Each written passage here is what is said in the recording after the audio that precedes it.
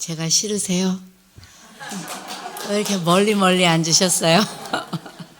네, 방금 소개받은 박인경입니다. 인사드립니다.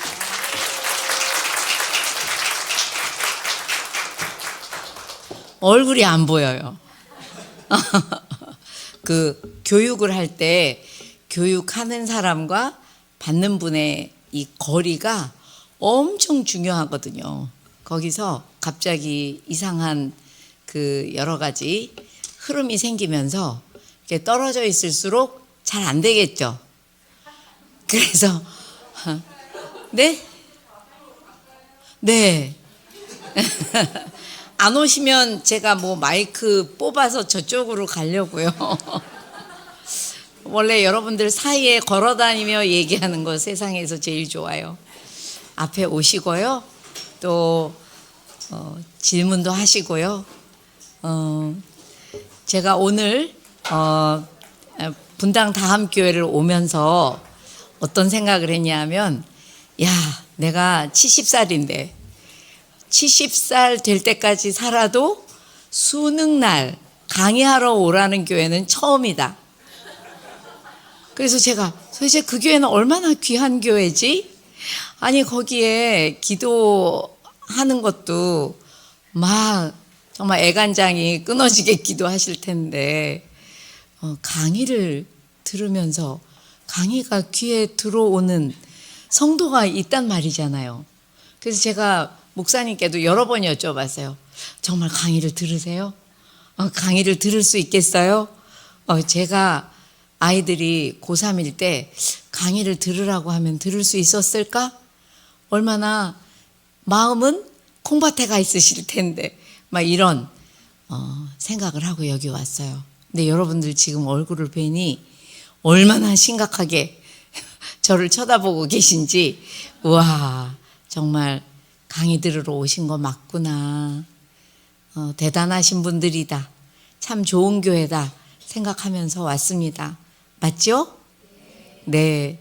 이미 아이들은 열심히 엄마와 주위 분들의 또 목사님의 기도를 받고 열심히 잘 시험 치르고 있을 겁니다. 믿으시죠? 네. 여러분들이 더 이 아이들을, 우리 아이가 이제 벌써 20살이 다 돼 가는데 지금부터 어떻게 얘를 만약에 내가 지금 하나님이 제일 기뻐하시는 부모의 어떤 모습을 배웠는데 여태까지 내가 키운 모습하고 조금 만약에 다르다. 그러면 이만큼이나 키웠는데 어떻게 하면 좋죠? 라고 생각하시겠지만 제가 이 나이까지 살아보니까요. 늦었다고 할 수 있는 그 나이는 없더라고요. 어떤 분들은 정말 할머니가 다 되셔서도 부모 학교에 오셔서 훈련 받으시고 그 아이가 30살이 넘었고 40살이 다 됐는데도 그 부모님이 바뀌니 자녀들이 바뀌더라고요. 우리는 자녀를 바라보면서 어떻게 하면 얘를 내 마음에 들게 더 바꾸어 놓을 수 있을까 생각하시면서 눈동자와 같이 그냥 불꽃 같은 눈동자로 지켜보시지만 사실은 여러분이 바뀌면 금세 기다렸다는 듯이 자녀들은 바뀝니다. 막 1년 12달 걸려서 바뀌지도 않고요. 참 기다렸다는 듯이 얘가 원래 이렇게 좋은 아이였나 싶을 만큼 바뀌는 것을 제가 많이 목도했기 때문에 오늘도 물론 상황은 아이들이 시험을 보고 있기 때문에 우리들이 그 아이에게 마음이 많이 가 있지만 하나님 앞에 오롯이 마음을 드리고 아버지가 원하시는 자녀 양육에 대한 이야기를 한번 저도 드려볼게요. 네, 아까 말씀드렸죠? 제가 몇 살이라고요? 저기 이 주민등록증이 있어요. 근데 올해는 69이고 한 달 반 후에 이제 70이에요. 근데 제가 70까지 살다 보니까 상담을 한 35년 이상 했나 봐요. 35년 동안 사모를 할 때나 사모를 안 할 때나 너무 열심히 했기 때문에 수많은 사례가 저에게 있는데요. 그 모든 사례를 상담을 하면서 제가 느낀 것 하나는 와, 한 인간에게 있어서 그 부모의 영향력은 그냥 크다고 하기에는 너무너무 무섭도록 크다. 근데 부모님들이 내 자녀를 위해서 열심히는 사시는데 내가 이 아이에게 얼마나 중요한 리더인지를 그만큼 다 모르시다 보니까 어떨까요? 배울 것이 있고 우리가 익힐 것이 있어요. 부모들이. 왜? 리더이기 때문에. 예를 들어서 우리 교회의 리더이신 목사님들께서 얼마나 목사님이 될 때까지, 리더가 될 때까지 수고하고 애쓰고 공부하고 갖춘 것이 있어서 여러분의 리더가 되셨잖아요. 그것처럼 사실은 가정의 리더, 자녀의 리더도 부모님인데 이 리더들이 일단은 솔직히 말하면 가르치는 곳이 별로 없지요. 그리고 가르치는 곳이 어쩌다 있어도 부모님들이 내가 배워야 하는, 배울 것이 있는 리더이구나 라는 것을 모른 채로 너무 열심히 하다 보니까 어떻게 보면 너무 열심히 해서 탈이 나는 경우도 많은 것이 사실입니다. 그래서 제가 상담하다 보면은 나는 우리 부모님 때문에 너무 힘든 인생을 살았어요 하는 분들이 많겠어요, 적겠어요, 여러분? 어마어마하게 많죠. 어떻게 보면은 상담 존에 오는 모든 분들은 대부분 그 부모와의 어려운 이야기가 걸려 있죠. 그런데 요즘은 가끔 그분들의 부모님도 상담을 받으러 오실 때가 있어요. 그러니까 자녀가 뭐 한 30, 40대 됐는데 나 너무 힘들었다. 그러면 가끔 부모님이 5, 6, 70대인데도 오셔서 상담을 같이 받으실 때가 있어요. 그러면 또 그 부모님은 뭐라고 하시냐면 내가 너무 열심히 살았는데 제가 입만 열면은 나 때문에 힘들었다 그래가지고 난 너무 억울하고 너무 슬픈 인생이다. 왜냐하면 연세가 많으신데 얼마나 마음이 슬프겠어요. 그러니 제가 그분들 얘기를 다 들어보면 그분들 역시 최선을 다해서 사셨지만 내가 뭘 배워서 어떤 부모가 돼야 되는지는 모르는 상태에서 부모 역할을 하다 보니 이런 일이 생겼구나 하는 것을 나중에는 아시고 야야 나도 옛날에 못 배워서 너한테 그럴 수밖에 없었지만 정말 이제 내가 깨달았으니 너하고 좋은 부모가 되어 살다가 헤어지고 싶다 이런 얘기들을 하시면서 결국에는 좋은 마무리를 하게 될 때가 있지요. 여러분들한테 드리고 싶은 말씀은 제 책 제목처럼 부모 면허 딴 게 아니고요. 부모도 배워야 돼요. 배울 것이 있습니다. 리더이기 때문에 꼭 알아야 하는 것이 있다는 거죠. 뭐 여러 가지를 다 아시라고 말씀드리고 싶지는 않고요. 3가지. 첫째는 뭐냐면 도대체 부모를 부모로 세우신 하나님은 성경에서 부모를 뭐 하는 사람이라고 말씀하시는지를 찾아야 되겠죠. 그래서 분명히 이게 찾아졌다면 이 역할에 꼭 필요해서 부모가 갖추어야 되는 게 뭐가 있나 찾아보면요 2가지가 있어요. 그래서 면허 중에 2개는 너무 중요한 면허인데요. 첫째 면허는 말에 대한 면허입니다. 뭐요? 소통이요. 말로 우리는 인간을 세우기도 하고 넘어뜨리기도 하고요.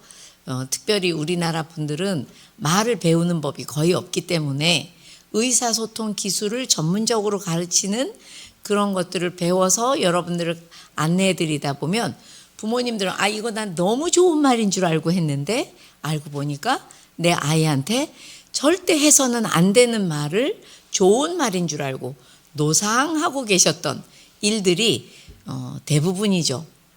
말을 배우셔야지 돼요. 2번째는 또 하나가 있으니 말씀에 대한 훈련입니다. 하나님의 말씀에 대해서 매우 훈련이 돼 있는 것 같죠. 왜? 눈 비비면 교회 오시니까요. 근데 알고 보면 훈련이 안 돼 있는 분들이 99%예요. 훈련이 뭔지도 모르세요. 그래서 말씀으로 훈련이 되고 제일 중요한 말에 대해서 훈련이 되시면 일단 아이들이 바뀌기 시작해요. 우리 엄마, 우리 아빠 말이 바뀌었어. 헉, 왜 이렇게 요새는 내 편 같지? 요새는 진짜 내 편이 우리 엄마고 우리 아빠인 것 같아. 벌써 마음이 달라지고 자녀들이 마음에 감동이 있죠. 그러니까 부모님과 좋은 관계가 형성이 되고, 좋은 관계는 일단 부모님들의 좋은 가치관을 전수할 수 있는 기회가 되죠. 특별히 하나님에 대해서도 더 알고 싶고, 엄마 아빠가 좋아하는 하나님을 나도 사랑하고 싶고, 그러면서 이제 복음이 여러분의 자녀들에게로 넘어갈 수 있는 그런 좋은 그 복음의 다리가 되는 것이 여러분들의 의사소통입니다. 그래서 말에 대해서도 배우셔야 되겠고, 또 말씀에 대한 훈련도 돼야 되는데, 그거 어떻게 다 알 수 있어요? 그러면 저는 오늘 여기 잠깐 왔다가 가잖아요. 원래는 저는 이제 강의보다는 저 물 좀 주시겠어요? 강의보다는 원래는 그 훈련 과정을 제가 되게 중요하게 생각하고 하나님께서 가르쳐 주신 거기 때문에, 그 훈련 과정은 일단 1학기, 2학기, 3학기로 진행이 되고, 한 학기가 2달, 8주씩이나 되기 때문에 정말 3학기가 끝날 때는 부모님들이 너무 많이 바뀌시고 너무 담대하고 평안해지시고, 자녀들은 자녀들대로 편안하고, 물론 아이들이 부모와 안 좋은 관계를 가지게 된 지 너무 오래되고 다 커버렸으면 시간이 조금 더 걸리죠. 그러나 안 되는 건 없어요. 그래서 그렇게 하고 싶은데, 오늘 여러분들한테는 1시간 조금 넘는 시간 안에 이거를 설명을 드려야 되기 때문에 우선은 부모 면허 책을 보시라고 말씀드리고 싶어요. 제가 부모 면허 책 팔려고 여기 온 건 아니고요. 부모 면허 책 팔아서 부자 되려면 100년은 더 살아야 돼요. 부자 될 수가 없어요. 제가 책을 팔러 온 게 아니라 제 70평생을 하나님이 저한테 가르쳐 주신 그 너무 귀하고 귀한 하나님이 저를 가르치셔서 제 자녀를 그렇게 키웠더니 얼마나 좋은지, 또 제 자녀만 키운 게 아니라 제 자녀들은 다 자랐죠. 다 자랐고 그들의 인생을 살고 저의 동역자이기도 하고, 근데 또 다른 부모님들을 도와서 그 자녀들을 잘 키울 수 있도록 도와드려 보니 정말 좋구나 하는 거를 확인한 다음에 여러분들한테 써서 책을 만들어, 부모 면허라는 거를 만들어 놨으니까요. 구체적인 책입니다. 그래서 여러분들이 오늘 듣는 것들을 조금 더 자세히 알고 싶으시면 부모 면허 책을 보시고, 부모 면허 책을 보고도 나 이거 조금 더 알고 싶다 하시면 유튜브에 CGN 그 책 나오자마자 막 코로나 걸리면서 찍었던 건데요. CGN 박인경 사모의 부모 면허 치면 12개짜리 강의가 나와요. 1강부터 12개짜리를 차근차근 보시면 부모 면허 책과 그 강의가 똑같이 책 한 챕터가 강의 2개 해서 6개 챕터가 12개의 강의로 나와 있는 게 있으니 그거를 보셔도 되겠어요. 자, 그래서 오늘 이제 여러분들한테 왜 제가 부모 면허 강의를 하는지, 또 부모가 배워야만 한다는데 뭘 배워야 되는지를 일단 우선은 말씀을 드렸습니다. 그러면 제일 먼저 제목처럼 자녀를 바라보는 여러분들의 눈길에 대해서 한번 생각해 봐요.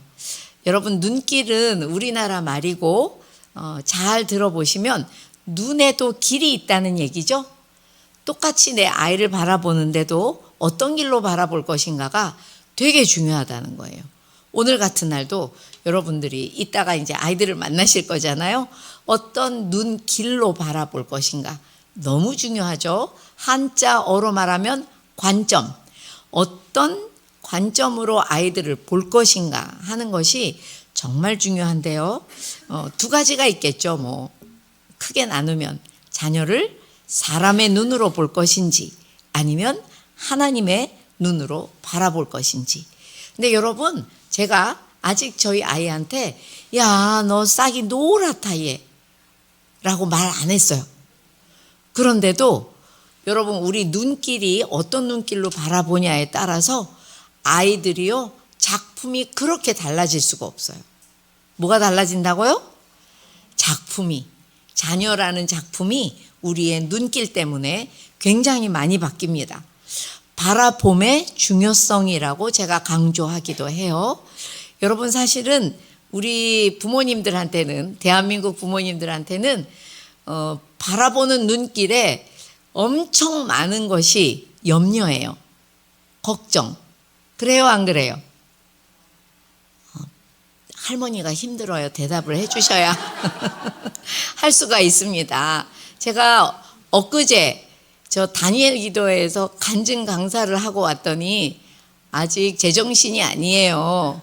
예, 뭔가 이게 뭐 5만 명이 봤다는데 그 5만 명이 제 에너지를 어쨌거나 나눠서 쓴 거잖아요. 되게 힘들어요.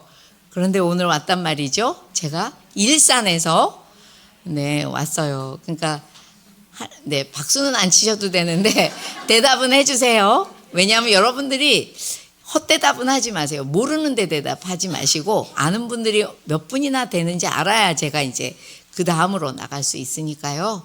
그래서 정말 내 아이한테 어떤 눈으로 바라볼 거냐 할 때 그 눈이 너무 중요한데 우리나라 부모님들은 염려가 너무 많아요. 그래서 제가 보면은 그 저희 둘째 언니가 예수님을 믿은 지 이제 1년 조금 넘었어요. 저희 언니는 80인데.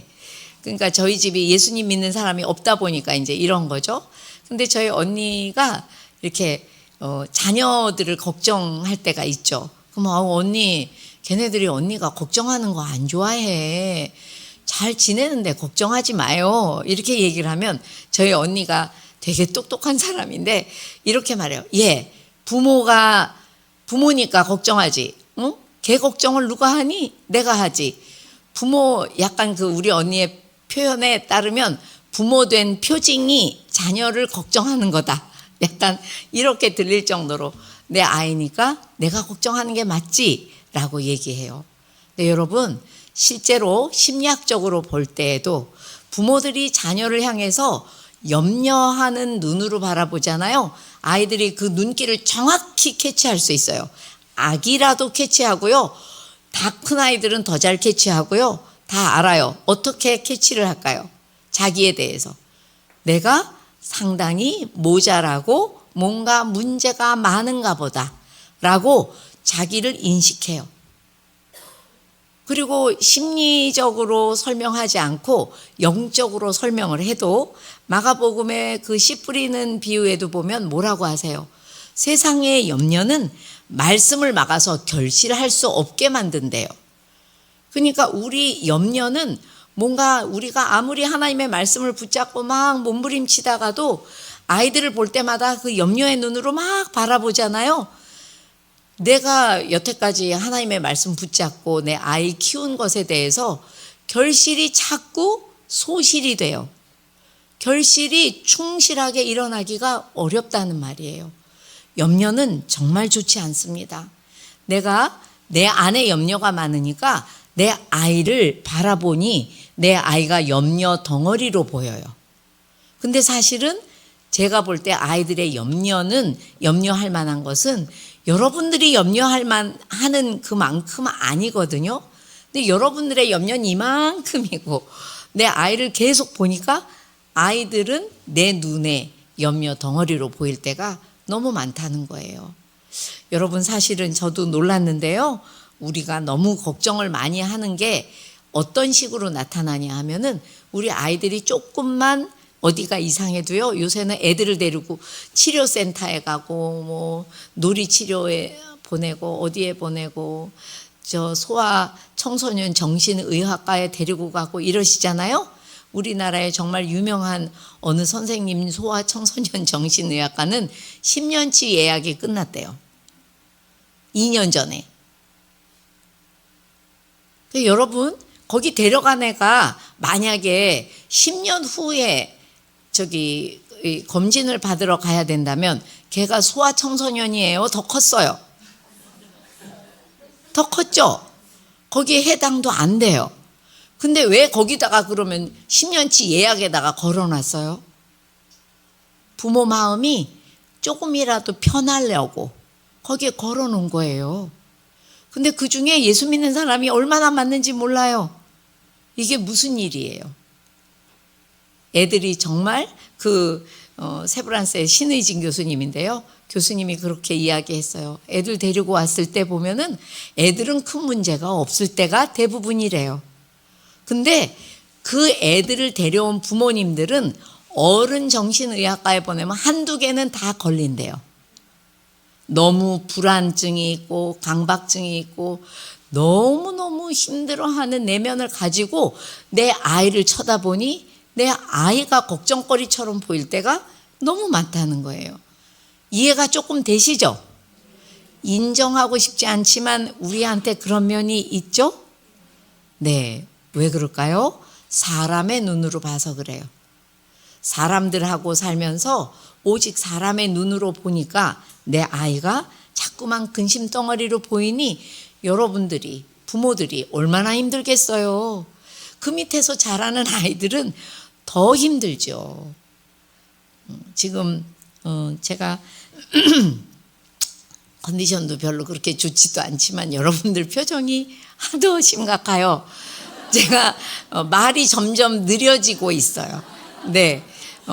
근데 약간 가데스 바네아에서 가나안 땅에 들어가기 전에 그 가나안 땅을 정탐하고 오겠다고 12명이 갔는데 그 중에 갈렙하고 여호수아 빼고 나머지 10명이 뭐라 그랬어요? 사람의 눈으로 보고 와가지고 이제 우리는 죽었다 이제 왜 여기에 데리고 왔냐 이러면서 막 모세와 아론을 원망하며 알고 보면 하나님을 원망하는 거죠. 웬만하면은 정말 이집트로 돌아가게 생겼잖아요. 돌아가고 싶다잖아요. 그 말도 안 되는 얘기를 왜 하는 거예요? 사람의 눈으로 보니까 우리는 죽었다는 생각밖에 안 드는 거거든요. 사실은 여러분 부모들을 제가 교육하고 훈련하는 이유 중에 가장 큰 이유가 우리 아이들이 다음 세대가 잘 자라야 되겠는데요. 교회에서 아무리 가르쳐도 소용이 없어요. 부모님들이 너무 정신을 못 차리고 막 교회에선 아멘 아멘 하시고 집에 가시면은 현관문 열 때부터 막 염려 가득한 눈으로 내 아이를 바라보시며 믿음 없는 눈으로 사람의 눈으로 보니 애들이 어떻게 다음 세대로 자라겠습니까? 다른 세대로 자라고 있어요 지금. 그래서 제가 아이들을 잘 가르치는 것보다 더 중요한 건 아이들의 리더인 부모를 잘 도와드려야 되겠다 생각하고 부모 교육을 하게 되었습니다. 여러분의 눈에 염려가 너무 많은 이유를 제가 안내해 드릴게요. 제 책에 있는 그림이에요. 부모는 굉장히 그 역할이 다양하고요. 그래서 힘들죠. 다양한 역할이 있어서. 아기 때는 막 양육자로 잘 길러야 되고 또 조금 더 자라면 얘네들이 막 고민이 생기면 여러분들이 상담사처럼 아이들 말도 들어주셔야 되고 또 중고등학생 되면 엄마 나 이제 기운이 없어. 나 정말 이 세상 살 기운이 없다. 막 이럴 때 여러분들이 응원을 해 주셔야 되는 저는 이제 상담가이자 코치인데 코치가 하는 일이 뒤에서 백업해 주고 이제 응원해 주고 이런 건데 그런 역할도 필요하고 무엇보다 영적 리더의 역할이 부모에게 필요하고 그런 다양한 역할이 있어요. 그러다 보니까 그 중에 하나인 저 파란색 학부모 역할도 있죠. 그죠? 학부모 역할이 절대 나쁜 건 아니에요. 그런데 학부모 역할은 부모 역할 중에 지극히 작은 하나일 뿐인데 문제는 여러분이 내가 부모다라고 생각하면 어떤 기분이 드냐면요. 아유, 나같이 부족한 부모한테 찾아와줘서 고맙다. 그리고 또 네가 나를 부모라고 엄마 아빠 따라다니면서 좋아해 주니 너무 고맙다. 이런 감사도 있고요. 또 아이들이 아장아장 걷기라도 하면 아이고 너무 감동스럽기도 하고요. 저는 제일 그 감동이 많이 느껴질 때가 이제 그 말괄량이들이 저는 딸만 둘이거든요. 말괄량이들이 막 학교 간다고 걔네들은 다 이제 교복 입은 애들이니까 교복 입고 막 뛰어갈 때 이렇게 위에서 이제 집에서 내려다 보면 뭔가 가슴에 뭉클한 게 있어요. 어휴, 저만큼 언제 컸지? 이런 느낌? 야, 뛰어가지 마라. 옛날에 막 깻잎머리하고 깻잎머리 내려올까봐 이걸 붙잡고 막 이러고 뛰어갈 때 보면은 저러다 이제 어디 가서 넘어지면 어떡하지? 걱정도 되지만 장하기도 하고 감사하기도 하고 감동도 있어요. 근데 내가 학부모다 생각하면 어떨까요? 학부모라 함은 부모의 역할 중에서 내 아이를 학습자로 보고 학습하는 아이를 잘 도와줄 수 있는 부모의 역할을 학부모라고 하는데, 내가 학부모다라고 생각하면요 갑자기 감사해서 옆에 똑 뛰어가지고 감시를 하죠. 그죠?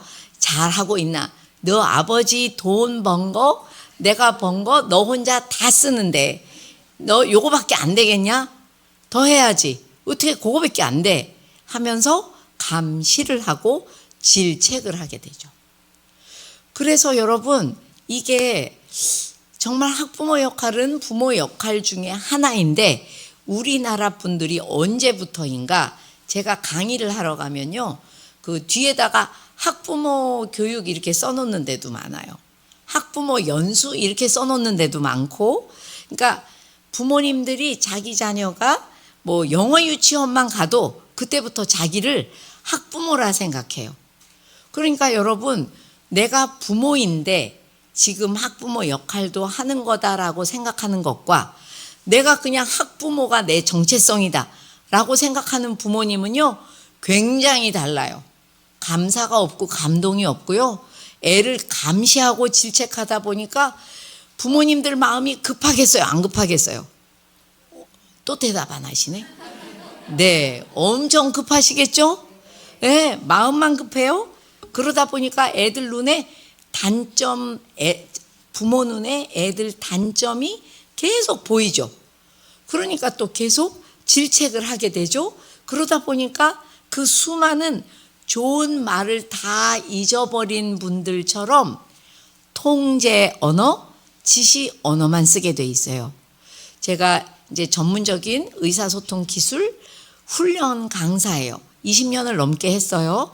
그러니까 부모님들한테 이제 토마스 고든의 PET라는 너무 좋은 소통 기술을 안내해 드리는데, 부모님들이 내가 이번 주에 아이하고 말한 거를 이제 이렇게 써가지고 오시면 제가 그걸 전부 다 색깔로 피드백을 다 붙여서 요건 너무 잘하셨고 우리가 배운 바에 의하면 요 부분은 저렇게 말씀하시면 정말 좋은 말씀이 됩니다. 이렇게 해서 말을 글로 안내해 드려요.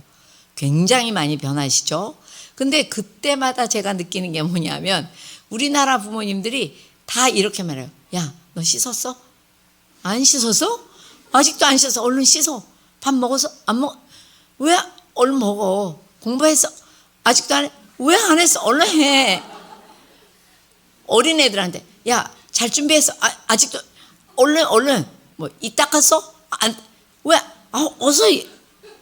엄마가 직장을 다닐수록 더 해요. 그러니까 이게 전부 알고 보면 통제 언어이고 지시 언어예요. 인간은 내가 나를 통제할 수 없을 때, 남이 나를 통제할 때 그 사람이 부모라 하더라도 가장 불행을 느껴요. 근데 끊임없는 통제 언어와 지시 언어로 그 따뜻한 모든 말을 잊어버린 민족처럼 그렇게 아이들을 키운다니까요. 그러다 보니까 아이들이 부모님에게 감사와 존중을 느끼어야 되는데, 날 위해서 희생하는 분들이니까 감사와 존중을 느껴야 되는데 그 수많은 말 때문에 도리어 반항을 불러일으키게 되고, 그러니까 정말 자녀가 행복하지 않죠. 이 행복이라는 단어가 얼마나 중요한지 오늘 중 알고 가시기를 바라는데요. 자녀가 행복하지 않습니다. 그리고 좋은 관계가 형성이 안 되고 나쁜 관계가 지금 끊임없이 우리나라는 부모 자녀 간에 형성이 되어서 이제 명절에 부모님한테 가는 거 말고는 별로 가고 싶지 않은 그런 상황이 되고 있어요. 저희 집안에 이제 저희 집안은 모든 전 인민의 간부화. 그러니까 저희 집 식구는 이제 제 남편도 목사, 저는 3호. 그다음에 큰 딸도 이제 신학대학원 나와서 3호, 아니 전도사를 하다가 3호. 그러니까 당연히 저의 사위도 이제 목사, 또 저희 시댁에도 굉장히 많아요. 그러다 보니까 뭘 제가 잘 알고 있냐 하면은 우리나라 청년들, 교회 다니는 애들이 얼마나 부모하고 얘기하고 싶어 하지 않는지를 저희 가문은 너무 잘 알고 있어요. 애들이 너무 외로운데도 부모한테 갔다가 빨리 그냥 혼자 있고 싶대요. 왜? 부모님은 걱정을 해서 한 말인데 아이들의 귀에 듣기에 너무 통제 언어, 지시 언어, 따뜻한 말을 모르는 그 부모님들 때문에 점점 더 관계가 안 좋아지고 있어요. 그러면서 부모님들은 공부에 전념하라고 좋은 말을 한다고 했는데 이 내 마음을, 자녀의 마음을 돌보는 말은 안 해주시고 계속 뭘 어떻게 하라는 것만 이야기하시다 보니까 아이들이 이 마음의 분노가 자꾸 겹겹이 쌓여 있죠. 그러다 보니까 얘네들은 공부에 전념하라고 했던 말 때문에 공부에 전념이 안 돼요. 왜? 내 마음이 편안하지가 않고 뭔가 내 안에 자꾸 분노가 올라오는데 이게 왜 누구 때문에 올라오는지도 잘 모르겠어요. 그러니까 내 앞에 있는 분노의 멱살을 붙잡고 싸우느라 공부가 잘 안 돼요. 애들은 마음이 편안해야 공부가 되거든요. 여러분들 아이들 마음 편안하면 싫어하시죠? 야, 너 지금 마음이 편안할 때냐? 막 이러고 생각하시잖아요. 잘못됐어요. 마음이 편안해야 사실은 공부가 되고요. 마음이 안 편하면 공부가 안 됩니다. 정말 70할머니 말을 믿으셔야지 돼요. 제가 매일 만나는 게 부모이기 때문에 네. 그래서 왜 공부를 해야 되는지도 모르는 그 아이들이 어떻게 공부에 전념이 되겠어요. 그러면서 이렇게 부모님들의 거센 말, 지시적인 말 이런 것들만 그리고 사람의 눈으로 아이를 보고 하다 보니 복음을 받아들이는 다음 세대가 돼야 하나님께서 이들을 꽉 붙잡고 인도하실 텐데 얘네들이 이 분노 때문에 자꾸만 복음을 거부하는 다른 세대가 되고 있어요. 여러분 하나님 없이 애들이 어떻게 안전하게 이 땅에서 인도함을 받고 보호함을 받습니까? 하나님하고 걔네들이 친해야 하나님이 걔네들을 딱 붙잡고 인도하시고 보호하시잖아요. 근데 너무 지금의 상태는 어설퍼요. 하나님을 믿는데 교회는 다니는데 어설픕니다. 얘네들을 정말 하나님의 사람으로 만들기 위해서 이제 우리는 정말 길 잃은 부모가 되지 말고 하나님 안에서 하나님이 원하는 교육을 시켜봐야 되겠는데 하나님이 원하는 교육이 과연 어떤 건지 한번 지금부터 여러분들하고 말씀해서 찾아볼게요. 자, 여태까지 너무 좀 힘든 얘기를 제가 많이 했죠. 근데 우리나라 현상에 반도 말씀을 안 드린 거예요. 사실 우리나라는요, 애들 많이 안 낳죠. 나면 자살률 1위죠. 아직 살아있는 애들도요, 마음에 힘이 없고 행복하지 않아서 얘네들이 이 땅 위에서 자기가 뭘 해야 되는 얼마나 중요한 사람인지를 몰라서 지금 통계상으로만 봐도 통계는 다 틀릴 때가 많거든요. 근데 통계상으로만 봐도 작년 통계로 이미 100만 명이 넘었어요. 어떤 애들이 자기가 공부를 열심히 했지만 직장을 나가보니까 나는 이게 세상이라면 난 못 살겠어. 내 마음에 힘이 없어. 난 너무 힘들어. 이렇게 못 살아. 하고 사표 내고 자기 집에 들어가서 자기 방문 앞에 못 나오는 애가 100만 명이 넘었어요. 그러니까 우리나라 애들이 남아있는 애가 뭐 있어요? 안 나왔죠. 자꾸 죽죠. 살아있으나 살아있는 것 같지 않아요. 애들이. 마음에 힘이 없어요. 그러니까 여러분들 생각엔 공부만 잘하면 뭐든지 할 수 있을 것 같죠? 반대예요. 마음에 힘이 있으면 때가 됐을 때 뭐든지 할 수 있어요. 70할머니가 자신 있게 말할 수 있어요. 예, 여러분들이 그걸 세상 사람하고 똑같이 사단이 잘못 가르쳐 준 거를 입력을 하고 있다니까요. 자, 제가 이제 그거에 대해서 설명해 드릴게요. 자, 한번 읽어봐 주실래요? 시작.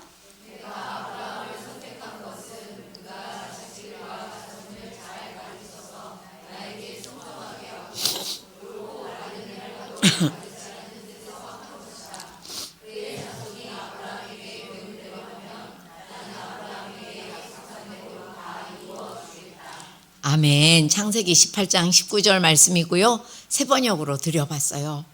여러분 지금도 늦지 않았습니다. 하나님께서 부모인 여러분에게 하시는 말씀이에요. 여기 뭐라고 했냐면요. 처음에는 아브라함을 선택한 이유를 설명하시는 것 같지만 아브라함을 부모로 보시며 이야기하고 계세요. 아브라함처럼 하나님의 선택함을 입은 부모님이라면 다 해당되는 이야기입니다. 자식과 거기서 자손이란 뭐냐면 자식의 후손, 저 같은 할머니는 제 손자까지 어떻게 하래요? 잘 가르쳐서. 여러분 자녀들을 하나님을 가르치시나요? 교회에 데려다 놓으면 하나님은 그만 가르쳐도 된다고 생각하시면 성경을 안 읽어본 거예요. 구약을 읽어보면 뭐라 그래요? 신명기에 누워있을 때든지 걸어갈 때든지 네 아이에게 하나님을 가르치라 했어요. 가르치라 했어요. 가르치라 했습니다. 부모는 하나님을 가르쳐야 돼요. 집에서. 근데 교회에 데려다 놓으면 우리가 잘 안 가르칠 때가 너무 많아요. 자식과 자손을 잘 가르쳐서 하나님에게 순종하게 하고 하나님 보시기에 옳고 바른 일을 하도록 가르치라고 부모가 되게 했대요. 아무도 아멘을 안 하세요. 아멘이시죠? 가르치래요. 그래서 여기 보면은요, 간단하게 이렇게 말씀드릴 수 있어요. 부모는 뭐 하는 사람이냐 하면 하나님의 기대예요. 하나님이 부모를 부모 되게 한 다음에 지금도 아기를 못 가져서 부모가 너무 되고 싶은데 부모가 못 된 사람이 그렇게 많지만 여러분들은 자녀라는 선물을 받아서 부모가 되셨잖아요. 그죠? 근데 그 부모들은 부모가 된 다음에 하나님이 원하는 대로 살면 그 자녀는 잘 될 수밖에 없죠. 그래요, 안 그래요? 그 하나님의 기대와 하나님이 부모한테 원하는 게 뭔지를 아셔야 되잖아요. 왜? 하나님이 만드신 제일 중요한 두 개의 공동체, 가정과 교회 중에 가정의 리더인 부모들에게 하나님이 왜 원하시는 게 없겠어요? 너무너무 간절히 원하시는 게 있는데 바로 이거죠. 부디 너는 부모가 되었으면 하나님을 가르치고 전해주고 보여주는 사람이 되라라고 원하세요. 왜? 자녀의 참 부모는 여러분이 아니고 하나님이시잖아요. 그래요, 안 그래요? 맞죠? 아멘이세요? 네, 자녀의 참 부모는 하나님이에요. 하나님께서 여러분에게 잠시 맡기셨기 때문에 엄밀한 의미에서 따지면 우리는 하나님의 자녀를 잠시 맡은 양부모이자 위탁부모예요. 여러분 배를 빌어서 나왔지만 하나님의 자식이에요. 하나님의 자녀입니다. 내 거 아니에요. 사실은. 근데 내 거인 줄 알고 기르잖아요. 꼭 어디선가 길을 잃어버려요. 잘 되는 것 같더니 이 작품이 왜 이렇게 됐지? 저한테 오시는 분들은 다 그 말 한 번씩은 하세요. 선생님, 제 아이가 점점 작품이 이상해져요. 이렇게 키우려고 했던 건 아니에요. 어디서 길을 잃어버렸는지 모르세요. 여기서 잃어버리신 거죠. 내 아이가 아니고 나는 양부모고 나는 위탁부모이기 때문에 얘네들한테 참부모를 일러줘야지 되는 사람이에요. 얘들아, 너한테는 내가 부모이긴 하지만 참부모가 있으니 하나님이셔. 그리고 너의 참부모이신 하나님을 알아야 돼. 하나님의 말씀을 알면 하나님을 알 수 있게 된단다. 하나님의 말씀을 열심히 읽고 묵상해야 되고 그걸 통해서 하나님을 알기만 해도 너희들의 인생은 복이 있는 인생이 된다고 성경에 약속하셨어. 그리고 정말 시냇가에 심은 나무처럼 정말 계절을 따라 과실을 맺는 그런 너의 인생이 된다고 부모가 얘기해 줘야 되죠. 걱정하는 말로 막 아이들을 짓누르지 마시고 그 걱정이 애들을 완전히 무너뜨린다는 걸 모르신 채로 하나님의 이 귀한 얘기는 안 해주시고 너의 참부모는 하나님이고 정말 그 하나님을 알기만 해도 하나님은 복을 주시는데 그 하나님을 알기 위해선 하나님의 말씀을 너무 중요히 여기고 매일 읽고 묵상해야 되고 그것에 대해서 가르쳐 주면 아이들은 정말 부모님과 함께 그런 말씀으로 살아가는 인생을 살 때 뭐가 걱정이 있겠어요. 하나님이 인도하시는 인생을 누구보다도 살아갈 수가 있는 거죠. 그래서 정말 제가 드리고 싶은 말씀은 성공에 집착하지 마시고 우리는 아이를 성공시킬래야 성공시킬 수가 없는 사람들이에요. 하나님만이 그들을 이 땅 위에서 인도하시고 보호하시고 그들에게 주신 사명, 그게 하나님이 생각하는 이 땅에서의 성공이거든요. 그것을 이루어내게 하나님이 그 아이에게 그 멋있는 사명의 삶, 성공의 삶을 살게 하고 싶은 마음이 여러분보다 하나님이 더 커요. 여러분이 중간에서 막 방해만 안 하시면 정말 좋은 인생의 길을 걔네들은 걸어갈 수 있다는 거예요. 그래서 여러분들한테 제가 가끔 저희 딸들한테도 그런 얘기 하거든요. 야, 내가 하나님을 아버지라고 부르는데 너희는 할아버지라고 안 부르고 너희도 하나님 아버지 부르잖아. 그게 알고 보면 너랑 나랑 자매간이야. 그러면 이제 저희 애들이 어렸을 때 지금 뭔 얘기를 하는 거지? 막 이랬지만 지금은 이제 알아듣고도 남음이 있겠죠? 여러분 자녀들보다 여러분들이 훨씬 뛰어나다고 생각하지 마세요. 여러분들은 다 알고 있는 걸 애들은 천치바보처럼 모르고 있다고, 뇌가 있는데 아무 생각도 없는 애처럼 살고 있다고 막 그런 생각 하지 마세요. 걔네들은 하나님의 자녀고요. 하나님이 걔네들 딱 붙잡고 있을 수 있어요. 여러분이 중간에 자꾸 막 이렇게 중간에 들어가시지만 않으면 걔네들은 정말 하나님의 자녀고 또 여러분들이 하나님을 어떤 분인지 가르치고 전해주고 보여줘야 돼요. 그래서 여러분들 딴 건 안 하셔도 저 오늘부터 그 얘기는 꼭 하셨으면 좋겠어요. 너의 참부모이신 하나님이 계시기 때문에 엄마는 참부모한테 오늘 기도했고 하나님이 널 인도하실 거야. 얘기해 주셔야지 돼요. 오늘 만나실 거잖아요. 시험을 잘 봤냐 못 봤냐보다 그 얘기가 더 중요한 겁니다. 그 얘기를 들었을 때 애들은 자기가 어떤 사람인지 알게 되고 자기가 그렇게 중요한 사람인지 알게 되는 아이들은 점점 더 하나님께로 가까이 가고 하나님은 더욱 인도하시겠지요. 자, 요거를 꼭 기억하시고요. 부모가 뭐 하는 사람이냐? 하나님을 참부모이신 하나님이 애들 눈앞에 안 보이잖아요. 그러니까 눈앞에 맨날 보이는 이 위탁 부모가 안 보이는 참 부모이신 하나님을 가르쳐주고 전해주고 말해줘야지 되는 거예요. 그래서 우리는 부모로 존재하는 거예요. 이 이유를 잊어버리시면 아이들을 키우는 길을 반드시 중간에 잃어버리시게 돼 있어요. 나는 하나님을 가르쳐주기 위해서 그 삶을 보여주기 위해서 이 아이 앞에 존재한다. 그거를 잊지 마시기 바랍니다. 아멘이시죠? 네, 그래요. 기운이 없으세요?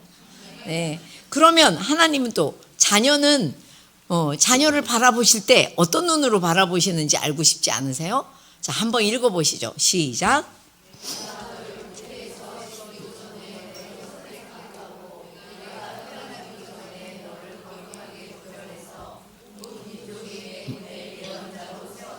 네, 아멘이죠. 요 예레미야한테 하신 말씀이지만 절대 예레미야에게만 하신 말씀은 아니겠죠. 우리 모든 인간에게 주신 말씀이에요. 너희들을 모태에서 짓기도 전에 선택하셨대요. 그렇게 따지면 창세전에 선택하셨죠.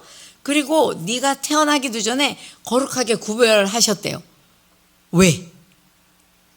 이 땅에 태어났을 때 어떠한 일에 세우기 위해서.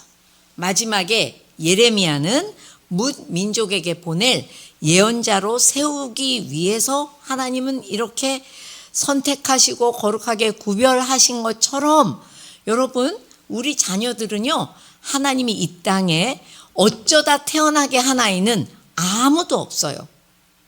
여러분 중에서도 우리 엄마 아버지가요 잘못 만나가지고 제가 태어났대요. 뭐 저 상담하다 보면 그런 분들이 꼭 있어요. 우리 엄마 아버지가요 결혼도 안 했는데 어쩌다가 저를 임신해서 할 수 없이 저를 낳고 결혼을 했대요. 그런 분들 머릿속에는 자기가 이 땅 위에 보냄받은 사람, 하나님이 너무 중요하게 생각해서 이 땅 위에 할 일이 있어서 보내신 사람이라는 생각을 교회 다녀도요 절대 하기가 어려워요.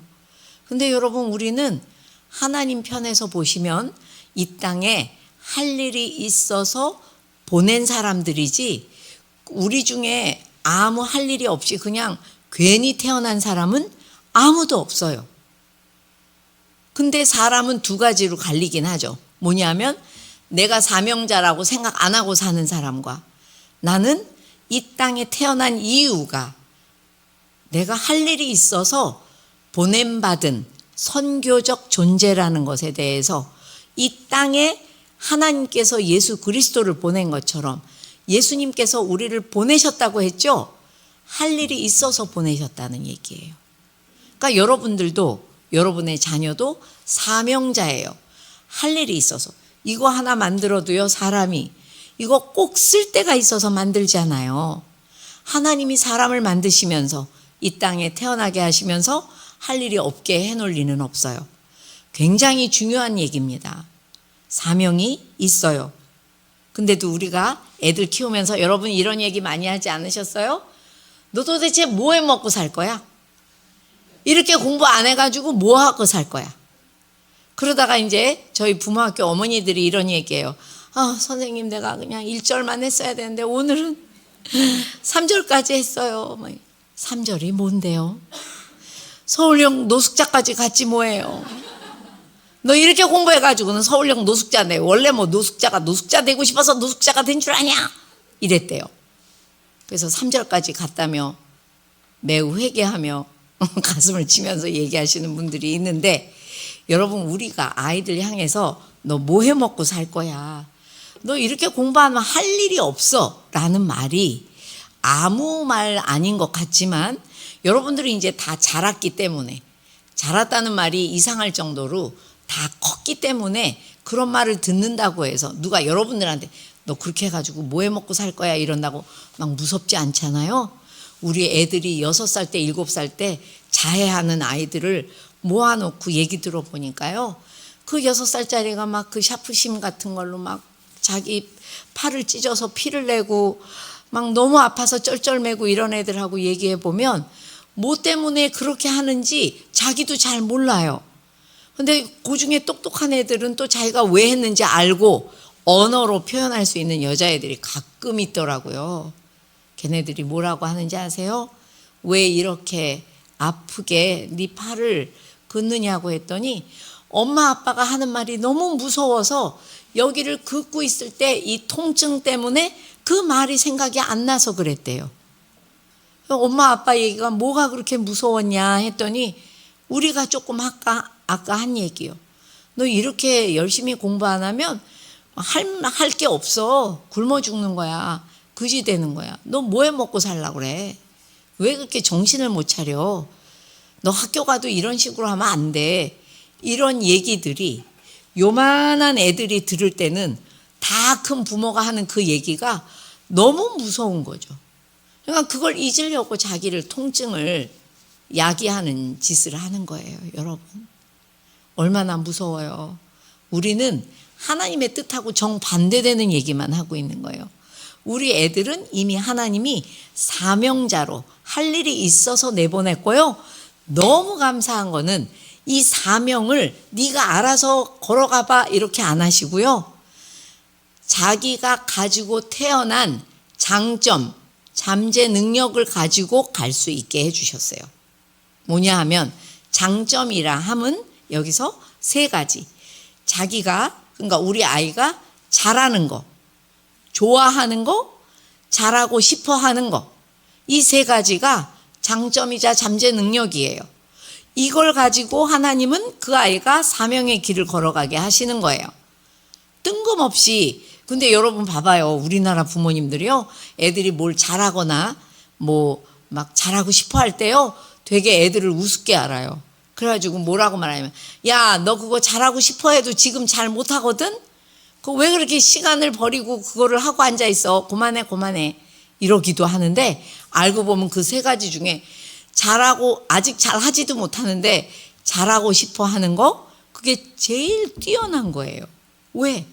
열정을 가지고 끈기를 가지고 하는 게 있다는 거는 걔는 조만간 그 일을 이루고야 말 거라는 걸 70 할머니는 이제 알아요. 제가 보니까 태어나서 원래 잘하는 애들은 처음에 속도가 빨라요. 계속 빠르진 않아요. 근데 처음엔 잘 못했는데 잘하고 싶어서 그걸 놓지 않고 끝끝내 하는 애들은요. 그게 무엇이건 간에 어느 순간에 원래 잘하는 애들을 추월해버리더라고요. 저희 집 아이들한테서도 확인했고요. 제가 도와드리는 부모님들 자녀들에게서도 늘 확인하는 거예요. 여러분 원래 잘하는 아이들 좋긴 하죠. 근데 원래 잘하면 노력을 잘 안 할 수가 있어요. 근데 원래 잘하진 않는데 잘하고 싶어 하는 애들은 그게 너무 귀한 거예요. 그 열정과 끈기는 모든 성공 심리학자들이 연구한 결과 열정과 끈기 때문에 반드시 성공한다는 거예요.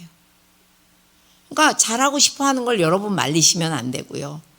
또 내가 좋아하는 건데 부모님들이 뭐라 그래요? 그거 돈 안 돼. 하지 마. 딴 거 해. 그래가지고 갑자기 하나님은 걔를 이렇게 키울 계획이 있으신데요. 엄마 아빠가 뚝 꺾어가지고 저쪽으로 가래요. 걔 인생은 평생 안 행복해요. 너무너무 눈물 흘려요. 이 얘기를 하면 눈물 흘리는 젊은 남성분들이 있는데 좋은 장로님 권사님 아들 딸로 자랐지만 엄마 아버지가 야, 너 그거 돈이 안 돼. 너 그거 좋아한다고 할 수 있는 게 아니야. 이걸 해가지고 돈 많이 벌어서 하나님께 영광을 올려야지 하고 얘를 이쪽으로 못 가고 저쪽으로 가게 뚝 꺾어서 키웠더니요. 다 자라서 엄마 아빠가 됐는데도 울어요. 너무 인생이 목마르고 재미가 없대요. 여러분 그래서 내 아이는 예를 들면 이런 거예요. 얘가 A라는 아이가 있어요. 그러면 A라는 사명을 받고 태어났어요. 그러면 얘는 그 A라는 사명에 딱 맞는 장점을 하나님이 딱 얘한테 주어서 내보내요. 근데 부모님들은 거기에 별로 신경을 안 써요. 내 아이가 하나님께 뭘 받아가지고 나왔는지 그것에 대해서 별로 관찰도 잘 안 하시고요. 그냥 학교 성적만 봐요. 학교 성적은 그 아이의 장점을 말해주기 매우 어렵다고 하버드에서 얘기했고요. 그거에 대해서 제 책에 써놨으니까 읽어보세요. 그런데 또 여기 B라는 애가 있잖아요. 그러면 B라는 사명을 받아가지고 나왔기 때문에 B라는 사명에 딱 맞는 자기만의 장점을 가지고 태어나는 거예요. 그거를 가지고 얘네들은 막 열정을 가지고, 왜냐하면 자기가 좋아하고 잘하고 싶은데 어떻게 열정이 없습니까? 열정이 있을 수밖에 없어요. 열정이 있으면 끈기가 나오고요. 그 끈기를 영어로 그릿이라고도 하잖아요. 엔젤라 더크워스라는 너무나도 유명한 성공 심리학자는 그렇게 얘기하죠. 정말 이 끈기는 모든 성공한 사람들에게 공통된 하나의 덕목이다. 그 끈기는 열정에서 나올 수 있고 열정은 자기가 좋아하고 잘하고 싶은 일을 할 때 나오는 것이니 부모들이요 자녀들에게서 그 열정을 뺏지 말라는 거예요. 자기 부모의 열정으로 막 애한테 막 집어넣을 때가 있잖아요. 여러분 인생은 여러분의 열정은 여러분의 인생에 쓰세요. 아이에게 쓰지 마시고. 그래야 애들이 자기 열정으로 뜨겁게 살 수가 있거든요. 자, 그래서 여러분, 제가 저희 부모학교에 이런 일이 있었다고 하나 말씀드릴게요. 여러분들이 아이들의 장점을 발견해서 전달해 주셔야지 돼요. 아까 말한 것처럼 넌 뭘 잘하는구나, 뭘 좋아하는구나, 뭘 잘하고 싶어 하는구나 라는 것을 발견하고 전달해 주실 때마다 애들은 굉장히 든든해지죠. 내가 이거 좋아하는 거 엄마가 어떻게 알았지? 이거 좋아하는 거 나쁜 게 아닌가 보구나. 이러면서 애들은 자기의 장점들을 모아서 자기만의 강점을 만들어요.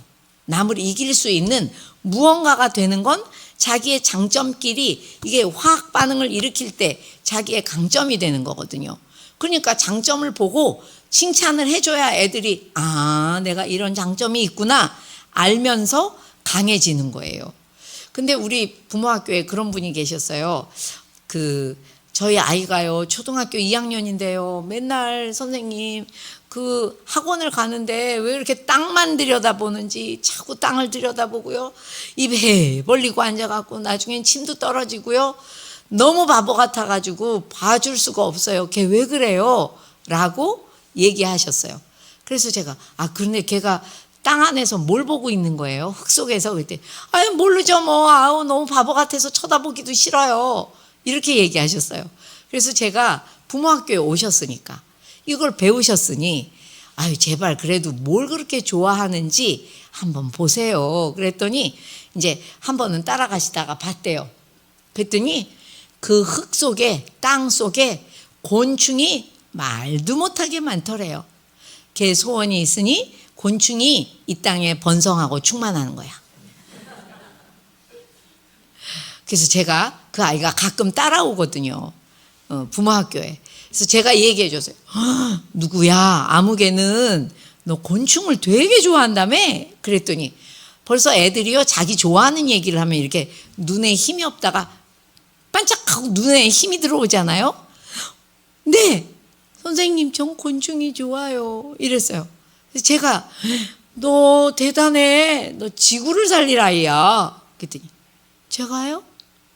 그럼 제가 어떻게 해요? 그래서 곤충이 만약에 알 낳고 잘 사는 게 네가 원하는 거라며. 그랬더니 네, 정말 곤충을 잘 돌봐주고 싶어요. 그러니까 말이야, 곤충이 없잖아? 흙도 죽어. 흙. 그리고 곤충이 죽잖아? 그러면은 새들이 다 죽어. 새들이 죽잖아? 새 모이가 없는 거야. 새가 죽으면 그 다음 동물들도 살 수가 없고 우리 사람도 살 수가 없어. 이 지구를 살리는 사람이지 네가. 대단한 거야.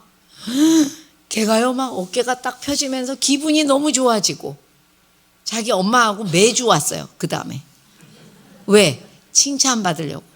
지구 살릴 우리 아무개가 왔구나. 너무 좋아하죠. 여러분 그런 걸 말해요. 여기서 여러분들이 꼭 해야 하는 게 있는데요. 왜 우리 엄마들은 이렇게 말하잖아요. 만약에 그 곤충을 좋아하는 애 엄마가 여러분이라고 할 때 뭐 그렇게 여러분을 자꾸 나쁘게 만들지 말고 나를 나쁘게. 옛날에 제가 큰아이를 어릴 때 키울 때 저도 다 여러분이 하는지 그 엄마가 하는 짓을 제가 했거든요.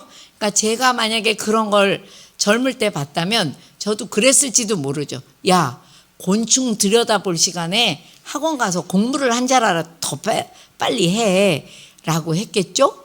그러면 공부 안 해요 애들. 너무 재미가 없어 이 세상이. 그런데 반대로 그 곤충을 사랑하는 개를 칭찬하고 장점이라고 얘기해 주잖아요. 그럼 애들은 그 곤충 때문에 공부라는 걸 하게 돼요. 왜? 곤충을 알고 싶다 보면요 애들은 뭔가를 찾아서 알고 싶게 되어 있어요. 호기심이라는 게 생기죠. 그러면서 공부를 필요할 때마다 하게 돼 있어요. 여러분들 우리가 아이들을 좋아하는 거를 얼마나 발견해서 전달해 줘야 되는지 몰라요. 여기 보면은 한번 메뉴에 뭐라고 써 있죠? 네, 엎어치기 한 판이라는 거는 유도에 나오잖아요. 유도에 엎어치기 한 판 빡 해버리면 갑자기 그냥 막 한 판 승으로 해서 이겨버리잖아요. 그죠? 네. 한 판 승으로 이겨버리죠? 우리도 마찬가지예요. 여러분들 정신 차려 들으세요. 제가 지금 되게 어지러워서 좀 제가 이런데 제가 정신 차려 말하려고 노력할게. 정신 차려 들으세요. 여기 보면은요, 마귀가 여러분들을 가만 놔두지 않습니다. 여러분 가정 절대 가만 놔두지 않아요. 그래서 매일 여러분들 귀에 얘기해요. 뭐라고 얘기하냐? 야, 네가 부모지? 근데 네 애 가만 놔둘 거야? 저거 잘못하는 거 네가 얘기 안 해주면 누가 얘기해줘? 빨리 얘기해줘. 이러면요, 우리는 또 사단의 음성을 듣고 아이고 그렇지, 내가 부모인데 얘 똑바로 잘 가르쳐야지. 그날은 이제 죽은 거야. 걔는 막 가서 막 그날따라 할 얘기가 너무 많고요. 학교 가서 선생님이라도 만나고 왔다, 선생님이 안 좋은 얘기했다 그러면 그날은 애 죽은 날이죠. 사단이 박수를 치죠. 그렇지, 그렇게 해라. 왜? 사단은 우리 아이들의 단점을 보게 해요. 부모들로 하여금. 그래서 그 아이에게 단점을 조목조목 지적해서 어제도 오늘도 내일도 계속 얘기를 하기 때문에요. 애들의 마음에 힘이 없어요. 애들이 마구 무너져 내리죠. 사단이 원하는 겁니다. 그러나 하나님은 그걸 원하시지 않아요. 얘들아, 걔가 내 자식이란 말이야. 왜 그렇게 걱정스럽게만 보니? 내 자식이야, 네 자식이 아니라 내가 더 급하고 내가 더 애를 쓰고 있는데 왜 네가 중간에서 이렇게 알짱거리며 이상한 염려의 눈으로 애를 보니? 아이에게 사명을 주었기 때문에 그 사명에 딱 맞는 장점을 줬는데 그거를 네가 발견하고 아이한테 전달해 주라고 부모를 만든 거지, 단점을 쪼목쪼목 맨날 지적해 주라고 내가 너를 부모 만든 게 아니야. 왜 이렇게 정신을 못 차리냐? 왜 아이를 망가뜨리고 있어? 라고 하나님은 얘기하세요. 그래서 사단의 그 괴계를 우리는 엎어쳐야 돼요. 절대 자꾸만 단점을 보시지 마세요. 이렇게 말해서 너무 죄송해서 일단 인사를 드리고, 죄송해요. 무슨 얘기 하려고 하냐면, 마음에 상처가 많고 자기를 좋은 눈으로 바라보지 못하는 부모일수록 자녀를 계속 안 좋은 눈으로 바라봐요. 건강한 부모일수록 아이를 건강하게 바라볼 수 있어요. 그러니까 맨날 내가 건강해져야 돼요. 그래서 부모 면허는요, 1, 2, 3장까지 가면 부모가 치유되는 그 파트가 있어요. 3장이. 부모가 상처를 떼어버리고 건강하게 될 때 아이한테도 건강한 부모가 될 수 있으니까요.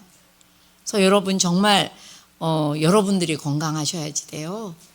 그래서 제가 드리고 싶은 말씀은 부모가 자녀의 장점, 뭘 잘하는지 뭘 좋아하는지 그게 공부에서 찾지 마시고, 그리고 그 왜 공부에서 자꾸 찾지 말라고 하냐면요, 간단하게 말씀드리면 그 하버드 토드 로즈 교수 얘기가 그거예요. 그 아이가 제일 잘하는 거하고 그 아이가 제일 못하는 거하고 막 섞어가지고 이렇게 평균 낸 게 성적이죠. 그죠? 그러니까 정확하게 평균이라는 개념이 한 개인의 이 사람은 어디에 뛰어난 점이 있는지를 설명하기에 가장 부적합한 자료가 있으니 공부라는 거예요. 제발 공부로 얘가 뭘 잘하는지를 찾아내시지 말라는 거예요. 그렇게 찾아내기도 어렵고요. 그 분의 얘기는 제가 100번 동의해요. 저 같은 사람은 이과 문과 머리가 이게 차이가 엄청난 사람이에요. 물론 어느 정도 사람들이 다 그런데 저는 문과 머리는 약간 왜 공부를 많이 안 해도 점수가 마구 나온다면, 이과는 이제 공부를 막 거기다가 쏟아 부어도 요만큼 나오는, 근데 거기다가 또 예체능을 못하네. 그러니까 옛날에는 그거 다 합해서, 제가 70살이니까 반세기 전 얘기를 하는 거잖아요. 제가 지금 대학 가는 얘기는, 제가 대학 갈 땐 그거 다 한꺼번에 묶어서 제 성적이 됐다고요. 그러니까 제가 성적을 딱 받아보면 항상 무슨 생각이 돼요? 나는 이 바보 아닌 것 같은데 성적은 왜 이렇게 바보같이 나오지? 누가 나를 설명해 줄 수가 있지? 어디 가서 내가 이런 사람이라고, 나 알고 보면 괜찮은 사람이라고 누구한테 뭘로 말할 수 있는 거야? 되게 힘들었어요. 우리나라 애들이 다 그렇지 않겠어요? 다 나름대로 하나님이 주신 너무 알토란 같은 장점이 있는데 부모가 안 봐주죠. 학교 가서 시험 보면 뭐 못했다는 얘기만 하죠. 걔네들이 어디서 힘을 얻어? 내가 하나님한테 이런 장점을 받아가지고 나온 사명자란 말이다. 이 말을 어디서 해보겠어요? 이 수많은 다음 세대의 사명자들을 부모들이 너무 정신을 못 차리고 막 흘려보내고 있단 말이죠. 그래서 저는 여러분들한테 얘기하고 싶어요. 일단 제가 잘못한 얘기를 하면 여러분들이 이해가 될 거예요. 저는 저희 큰아이를 키울 때 되게 제가 약간 겁이 많고 선생님한테 야단 맞을까봐 뭐 숙제를 안 해간다든지 이런 거를 생각을 해본 적이 없이 자란 그 범생이들. 그러니까 범생이들이 약간 알고 보면 불쌍한 애들이에요. 걔네들이 무서워가지고 그 짓을 못하는 거거든요. 그래가지고 이 범생이처럼 살았는데 첫째가 딸로 태어났는데 결혼을 해서 첫째 아이를 낳았더니 딸인데 뭐 생긴 거는 여자야. 예.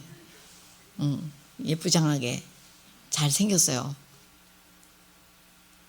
근데 아빠도 엄마도 누구도 걔를 이길 수가 없어. 고집이 그런 똥고집이 없고 아침에 일어나서 학교를 가야 되는데 더 자고 싶으면 절대 깨지 않아요. 그래가지고 걔를 깨우러 들어갔더니 우리 늦둥이를 막 발로 걷어차가지고 엄마 제발 언니 깨우라는 말은 나한테 하지 마세요. 너무 무서워. 오늘도 맞았어. 그러니까 자요. 그러고 나서 잠이 오냐고요. 근데 걘 자. 학교 가야 되는데 잠이 오면 자. 공부를 해야 되는데 숙제는 해야 되잖아요. 그러니까 제가 걔하고 이제 딜을 해서 공부를 많이 안 해도 된다. 근데 과제는 해거라. 숙제는 해야 네가 뭘 모르는지 아는지 아니까 숙제는 하자. 오케이? 그래가지고 이제 말씀 묵상하고 숙제는 하기로 하고 이제 약속을 했지만 집에 왜 그렇게 늦게 들어오는지 늦게 들어와가지고 막 개발세발 밤중에 과제를 하든지 아니면은 아침에 대강하든지 아니면 남의 걸 가서 베끼든지. 그런데 여러분은 남의 아이니까 지금 웃고 계시는데 제가 얼마나 걱정이 됐겠어요. 생각을 해보세요. 그니 저희 막내가 그러더라고요. 엄마가 맨날 언니가 아침에 문 꽝 닫고 학교 가면 중학교 때 제가 거기 앉아가지고 울었대요. 현관문 앞에 맨날 제가 울었대요. 그래서 또 막내는 부작용이 걔는 엄마를 위해서 너무 열심히 살아. 그래서 제발 또 걔는 너를 위해서 열심히 살고 하나님을 위해서 열심히 살고 나를 위해서 살지 마라. 가르쳐 줘야만 했던 그런 이제 차이가 많이 나는 집집마다 애들이 차이가 되게 많이 나죠? 다르죠? 저희 큰아이가 그렇게 잘하니까 제가 맨날 막 걔한테 단점을 지적해서 엄청 야단을 많이 쳤죠. 5, 6학년, 중학교 1학년까지 제가 나쁜 엄마를 이 3년 동안 너무 열심히 했어요. 근데 제가 보니까 제가 말할 때마다 제 아이가 무너져 내리는 거예요. 뭔가 건물로 치면 계속 사가서 무너지는 느낌이 들었어요. 제가 걔한테 뭔가 좋은 얘기를 하면 아이가 든든하게 서야 되는데 저도 사람인지라 보이는 거예요. 애가 무너지고 있다는 게. 그러니까 맨날 하나님 앞에 가서 울며 기도했죠. 아버지, 제가 예수 믿는 집에서 태어나질 않아서 예수 믿는 부모가 예수 믿는 아이를 어떻게 키워야 되는지를 몰라요. 나 좀 가르쳐 주세요. 그런데 저희 아이는 왜 이렇게 이상한 애가 태어났을까요? 막 이러면서 얘기를 하니까 야, 하나님이 하도 답답하니까 이제 제 귀에 들리게 막 얘기를 하시는데 야, 그래도 내가 만들었거든? 그래도 뭐가 장점이 있겠지? 이러시는데 제가 막 반말로 하나님한테 없어 막 없어, 진짜 없어. 그렇게 없을 수가 없어. 막 이러면서 제가 막 없다고, 우리 애는 막 울면서 막 이러니까 하나님이 그냥 내 앞에서 쓱 가시면서 앞에다 뭘 탁 놓고 가셨냐면, 에휴, 물건은 잘도 찾는 게 그건 어째 그렇게 못 찾아? 이러고 가셨어. 근데 제가 진짜 물건을 진짜 잘 찾아요. 누가 요만한 걸 어디서 잃어버리잖아요. 막 추리력을 발동해가지고 끝내는 그걸 찾는단 말이죠. 근데 네 애 장점은 못 찾는 게 너무 어이가 없다는 듯이 하나님이 딱 그러고 가시니까 제 머릿속에 전구가 하나 불이 반짝 들어오면서 제가 깨달은 게 하나 있어요.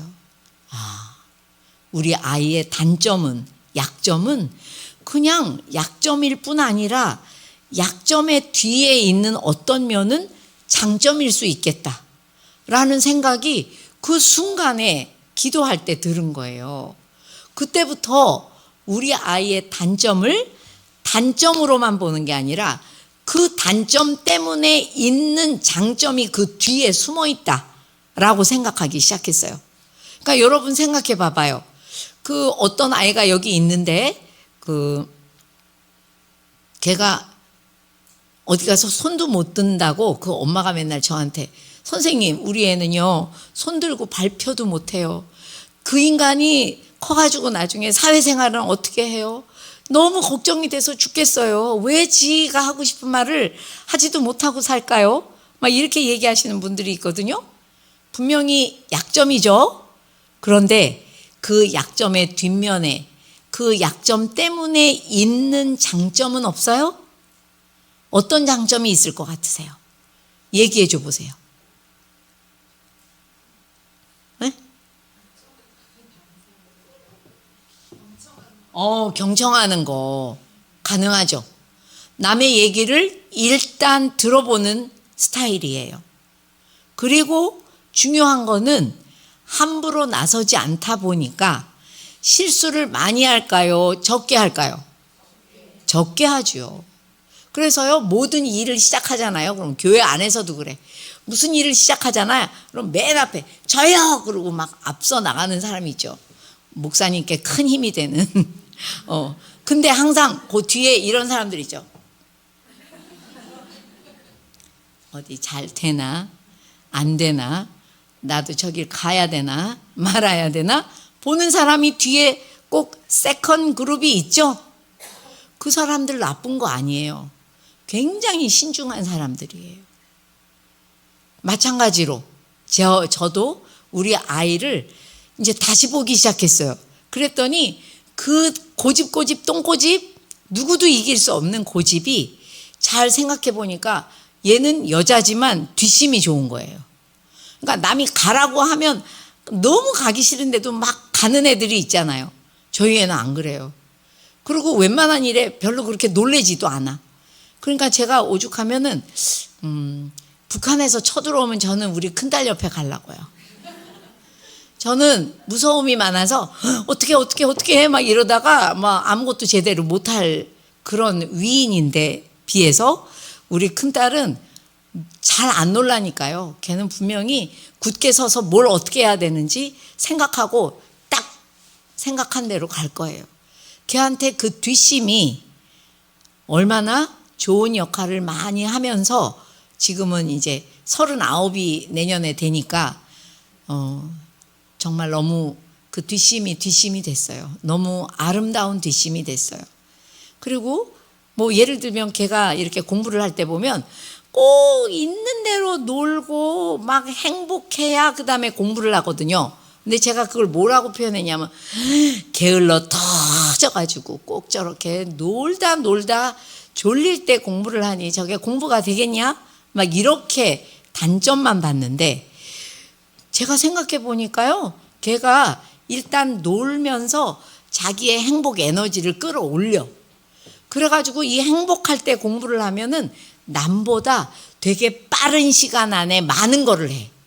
그래서 생각해 보니까 하도 미뤘다 해서 그런가 얘는 뭔가 일을 할 때 보면은 짧은 시간 안에 많은 걸 하네? 이게 제 눈에 보이기 시작했거든요. 근데 나중에 제가 우뇌 좌뇌 공부를 코칭 공부하면서 배웠는데 우뇌가 발달한 딸이에요. 우리나라 사람들 한 80%가 우뇌가 발달했어요. 그러니까 우뇌가 발달한 사람들은 여러분 중에서도 좌뇌 교육을 받아서 그렇지 우뇌가 발달한 사람이 되게 많거든요. 우리 애들은 거의 다 우뇌고요. 근데 얘네들은요, 행복 에너지가 없으면 아무것도 할 수가 없어요. 우리나라 사람들은 행복해야 돼요. 행복하지 않는데 뭐를 가까스로 하라고 그러면 이를 득득 깔면서 하긴 하지만 오래 못 가요. 근데 우리 애는 그걸 아는 거죠. 자기가 행복해야 뭔가를 할 수 있고, 그때는 갑자기 우뇌들에게 행복 에너지가 가득 찼을 때 뭘 하면 갑자기 영재성이 나온대요. 그래가지고 짧은 시간 안에 놀라운 집중력이 나오면서 굉장히 잘할 수 있다는 거예요. 근데 저는 그런 걸 몰랐으니까요. 애를 막 너무 게으르다, 또 애가 막 수학이 하기 싫을 때 음악을 들으면서 수학을 풀면요, 공부가 하기 싫으니까 음악을 듣는다고 했거든요. 나중에 보니 걔가 제일 좋아하는 게 음악이에요. 그러니까 음악을 들으면서 조금이라도 하기 싫은 이 수학의 학습 효과를 끌어올리고 있었다는 걸 제가 나중에 알았어요. 정말 중요한 거였더라고요. 그래서 제가 우리 딸은 정말 자기를 행복하게 만들어서 짧은 시간 안에 많은 것을 할 수 있는 사람이구나 라고 얘기하면서 진짜 아이가 바뀌기 시작하는데, 여러분들도 그렇잖아요. 누가 내 좋은 점을 자꾸만 얘기해 주잖아요. 그러면 사람이 바뀌기 시작해요. 저희 딸이 이렇게 얘기하더라고요. 다 커서. 지금 나가시는 분들은 한 10분만 늦게 나갈 것이지.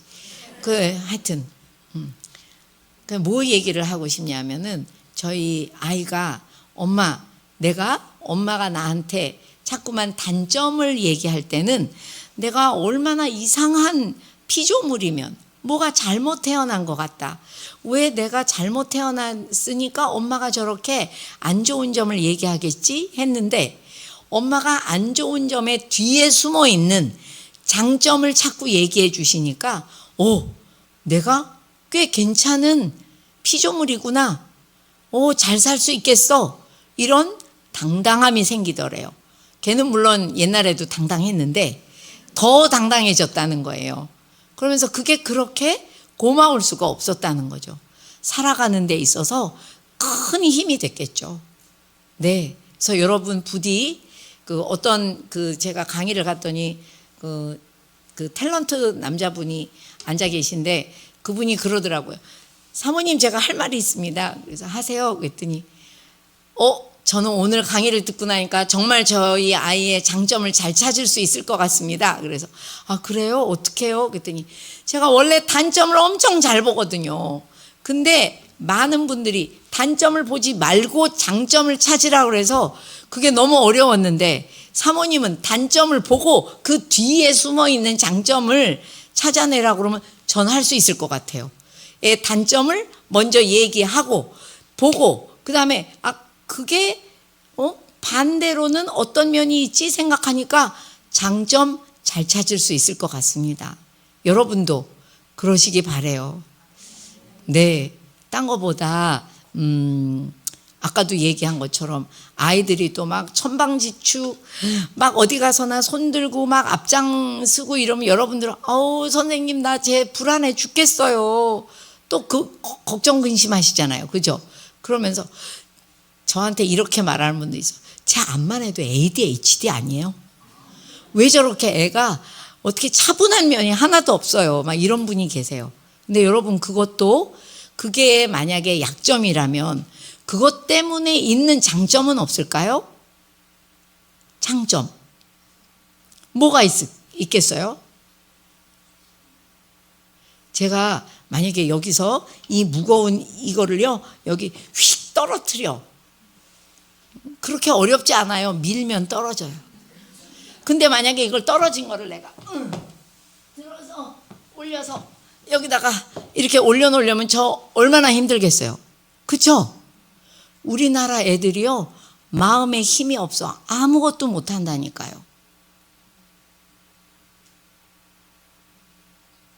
차라리 그렇게 막 아무 데서나 손들고 이런 에너지가 있는 애들은요 조금만 칭찬하면서 다듬으면 얼마든지 할 일이 많고요, 쓸 일이 많아요. 근데 부모님들이 너무 이렇게 애들의 마음을 죽여놔가지고 이렇게 하면 안 된다, 저렇게 하면 큰일 난다 하다 보니까 마음의 힘을 끌어올려야 되는데, 제가 늘 자주 하는 말이에요. A급 상담사, A급 코치, 걔한테 다 달라붙어도요, 마음에 힘이 없는 애를 힘을 끌어올리는 거는 너무 어려워요. 진짜 어려워요. 그렇게 어려울 수가 없어요. 그거는 부모님만 할 수 있어요. 굉장히 간단한 방법들이 많아요. 조금 아까 얘기한 것도 그 방법 중에 굉장히 중요한 거예요. 뭐예요? 아이가 잘하는 것을 발견해서 전달해 주는 거예요. 이거는 부모의 역할 중에서 너무너무 중요한 겁니다. 근데 많은 분들이 그렇게 안 하시는 이유가 뭐냐고 여쭤보면요, 아유, 우리 애 어디 가가지고요, 버르장머리 없이 잘난 척 할까 봐요. 근데 그거는 옛날 얘기예요. 옛날엔 그럴 수 있었는데요, 요새 우리나라 아이들은요, 잘난 척 하다가 사회생활이 잘못되는 아이들보다는 마음의 길을 못 펴가지고 살다가 뭐 제대로 사회에 적응 못하는 아이들이 훨씬 많아요. 그러니까 여러분들이 걔가 잘하는 거 전달해 주셔야지 돼요. 근데 제가 여기까지 얘기를 했건만도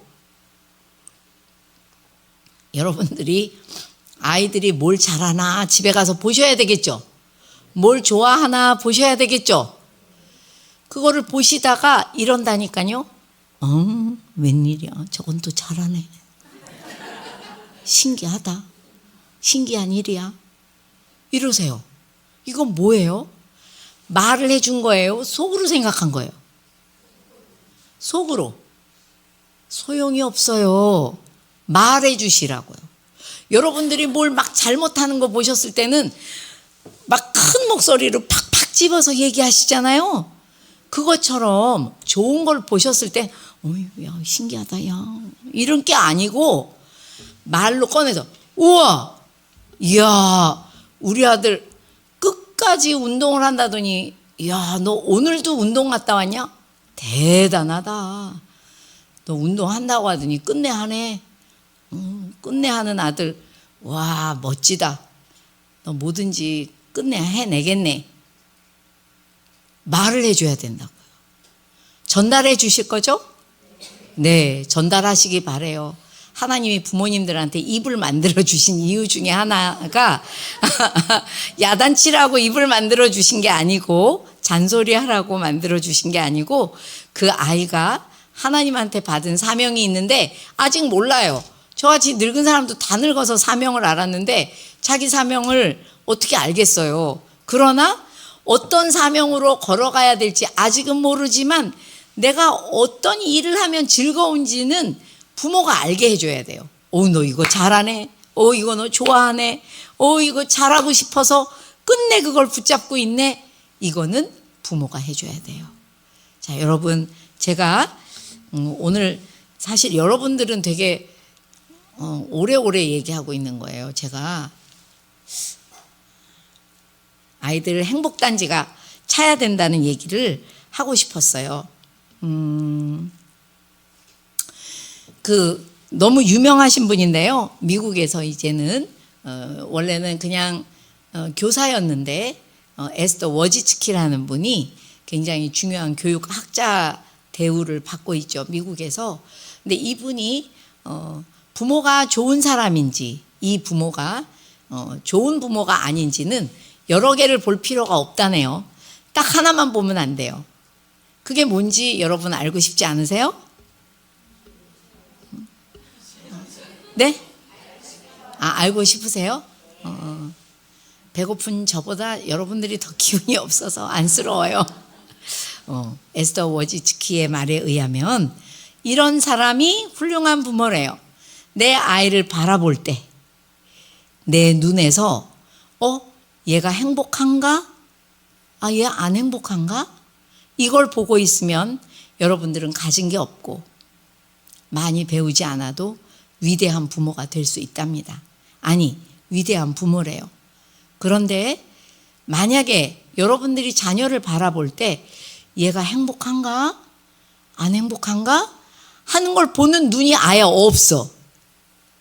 여태까지는 적어도 여러분은 좋은 부모일 수 없다는 거예요.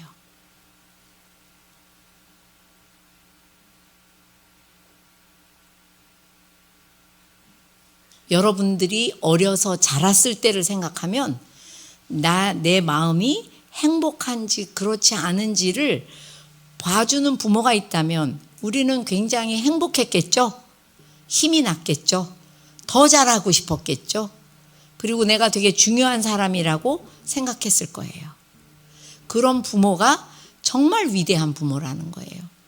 그런데 맨날 얘를 성공시켜야 되겠다는 학부모적인 자세는 있는데 아이의 마음을 보는 눈이 없으면 굉장히 좋은 부모일 수가 없다는 거예요. 이분이 굉장히 그 에스더 워지츠키를 찾아보세요. 굉장히 중요한 사람이에요. 아이들을 너무 훌륭하게 키웠고 스티븐 잡스의 딸도 키웠고 그런 분이에요. 그러니까 여러분들이 정말 중요한 말이니 생각해 보시기 바라고, 제가 그 얘기를 하는 이유는 이것 때문이에요. 한번 읽어보시죠. 시작.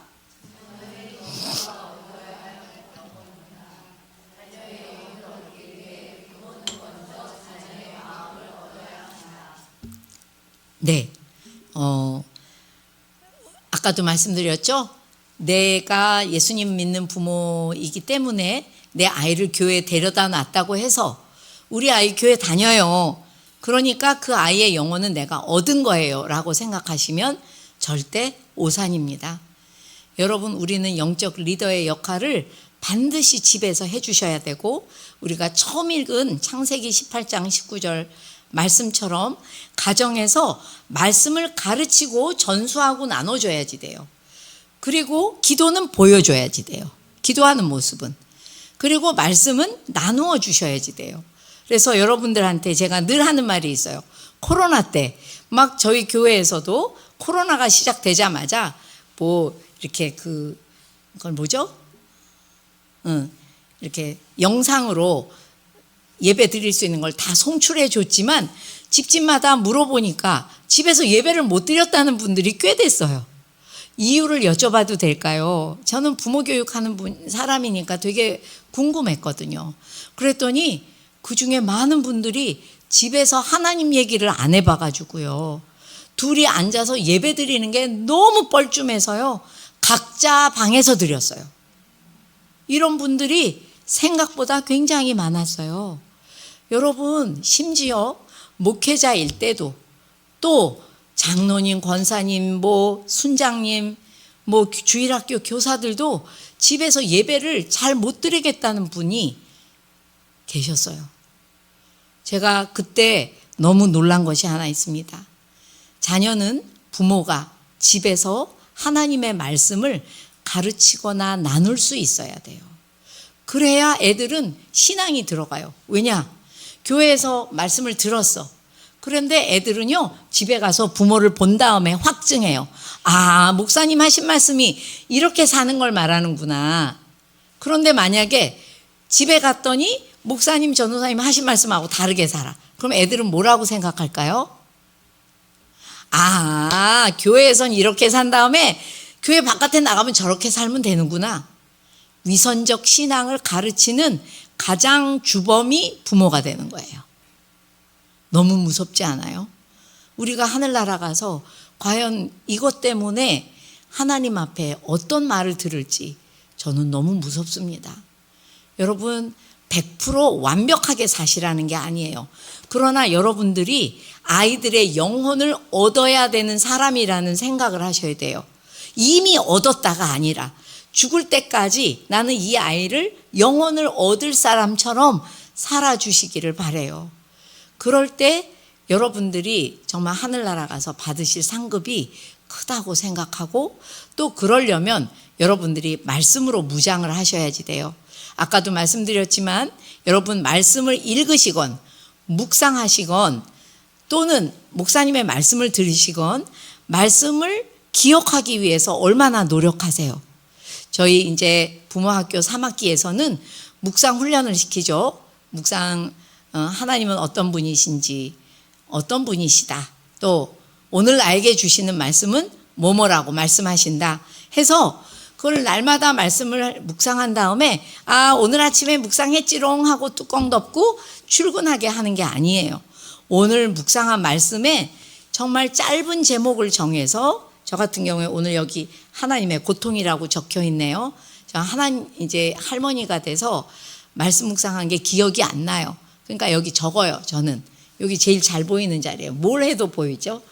그 하나님의 고통을 느끼며 에스라가 기도했다는 그 부분을 이제 제가 하나님의 고통을 느끼며라고 이제 여기다 적어놓고 저는 오늘 종일 멋있는 남자 에스라를 묵상하고 하나님의 마음을 느끼며 이스라엘의 죄악을 자기의 죄악인 것처럼 회개하고 통회하는 에스라를 기억하는 거거든요. 근데 매일 그냥 이렇게 하는 거예요. 말씀 묵상을. 하루 종일 말씀을 기억하려고 노력하는 거예요. 여러분 만약에 여기 교회 다니는 사람이 있어요. 이 사람은 교회만 다녀. 여기 둘째 사람은 교회를 다니면서 말씀을 읽거나 묵상하며 다니려고 노력해요. 또 여기 있는 또 한 사람은 교회를 다니며 말씀을 묵상하며 읽으며 하루 종일 그날 주신 말씀을 기억하려고 매일 노력하는 사람이 있어요. 이 세 사람이 교회에 다 다니기 때문에 인생이 똑같을 거라고 생각하십니까? 전혀 달라요. 오죽하면 제가 부모학교에서 3년만 이렇게 말씀을 묵상하세요. 당신의 인생은 지금하고 절대 똑같을 수가 없습니다. 하나님이 살아계심으로.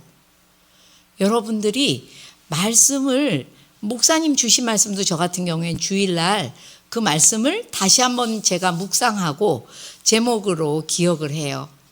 그리고 이제 저희 아이들과 나누죠. 일주일에 한 번 그동안 자기가 묵상했던 말씀을 가지고 제일 은혜스러웠던 거 하나를 나누는 날이 가정 예배 날이에요. 굉장히 뜨겁고 아주 좋은 날이죠.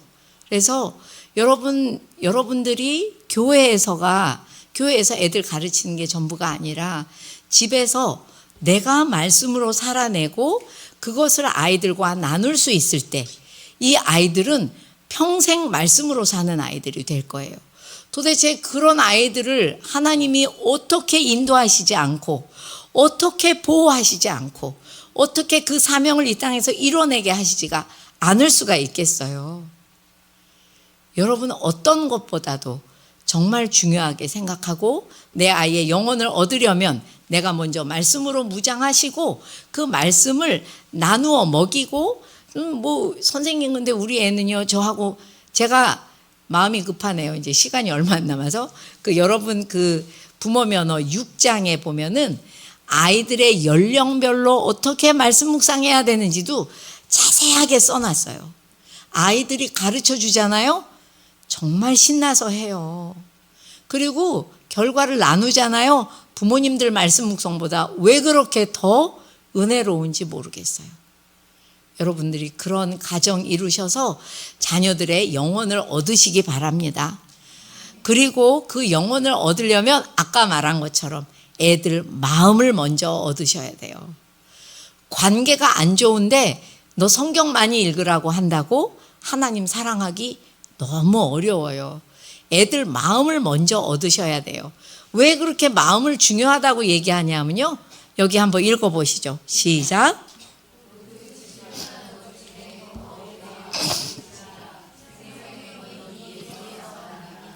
네. 무엇보다도 중요한 게 뭐래요? 그래서 마음을 지키라죠. 그러면서 뭐라고 해요? 마음이 생명의 근원이 나는 곳이래. 아예 새 번역은 마음은 생명의 근원이기 때문이다. 이렇게 돼 있어요. 여러분 생명의 근원이면 우리 하나님의 말씀, 하나님의 영 다 마음에 담깁니다. 제가 35년을 상담하면서 두고두고 느낀 거예요. 세상에 사람의 마음이 이렇게 중요하냐? 어떻게 이럴 수가 있지? 마음이 어그러진 사람은 하나님을 믿어도 하나님도 오해하면서 믿어요. 마음이 너무 소중한데 이 마음을 돌봐야 된다는데 우리나라 분들이 마음을 안 돌봐요. 얼굴은 돌보고 머리카락도 돌보고 옷도 돌보는데 마음은 안 돌본다고요. 그러니까 내 마음을 안 돌보니까 내 배우자 마음 별로 중요하게 생각 안 해요. 내 자녀 마음, 야, 이 마음만 튼튼하면 뭐든지 할 수 있다, 이런 생각을 못 하세요. 네, 여러분, 마음이 든든해야 애들이 뭐든지 할 수 있고요. 마음을 세우기 위해서 영혼을 얻어야 되겠는데, 그러려면 마음을 얻어야 되고, 마음을 얻으려면 말이 변해야 돼요. 제가 하고자 하는 이야기의 맨 끝에는 말이 있습니다. 그래서 여러분, 말이 변해야 되는데 우리나라 부모님들이 말을 잘 안 배우세요. 가르치는 것도 많지 않아요. 그래서 제가 그것도 책에 잘 써놨어요. 네, 오늘 제일 중요한 것만 하나 얘기해 드리면요, 우리나라 아이들 마음이 힘이 없어요. 제가 지금 한 10번은 얘기한 것 같아요. 그래서 우리 아이들이 막 힘이 없다 그러면 어르신들이 이렇게 얘기할 때가 있어요. 야, 네가 신은 그 운동화 말이다. 그 운동화 반의 반값 되는 신발도 난 못 신어봤다. 네가 입은 그 잠바 반의 반값이 뭐야? 난 10분의 1도 안 되는 잠바도 난 못 입어봤어. 네가 그렇게 입고 먹고 누리는데 왜 맨날 너는 불평이 많고 힘들다고 그래? 뭐가 문제야? 라고 얘기하세요. 네, 여러분, 알고 보면요, 그거는 오직 경제적인 것만 머리에 염두에 뒀을 때 얘기예요. 여러분, 제가 옛날 사람이라 저는 대학을 졸업하니까 제가 가고 싶은데 골라서 갈 수가 있었어요. 근데 여러분들만 해도 대학 나왔더니 아무 데나 막 골라서 갈 수 있었어요? 아니죠? 요새 지금 여러분의 애들은 어때요? 대학 나오면 다 직장이 있어요? 대학원 나오면 다 갈 데가 차고 넘칩니까? 그래서 안 돼가지고 박사과정 밟았더니 너도 나도 걔 하나를 모시고 가려고 해요? 그런 때가 아니에요. 너무 살기가 어려워요. 여러분 살 때보다는 훨씬 어렵습니다. 오죽하면 저희 집에 늦둥이가 30살인데 늦둥이가 이렇게 얘기했어요. 아기 때, 엄마는 어릴 때 고속도로가 몇 개였어요? 그래서 엄마는 옛날 사람이니까 경부 고속도로 하나밖에 없었지. 그랬더니 너무 좋겠다. 나는 고속도로만 외워도 엄마 너무 많아. 해가 거듭할수록, 세대가 거듭할수록 이 세대가 살기가 너무 어려워요. 우리 아이들이 아주 아기 때 이걸 다 알았어요. 살기가 어렵다는 걸. 왜? 부모님들이 계속 얘기하니까.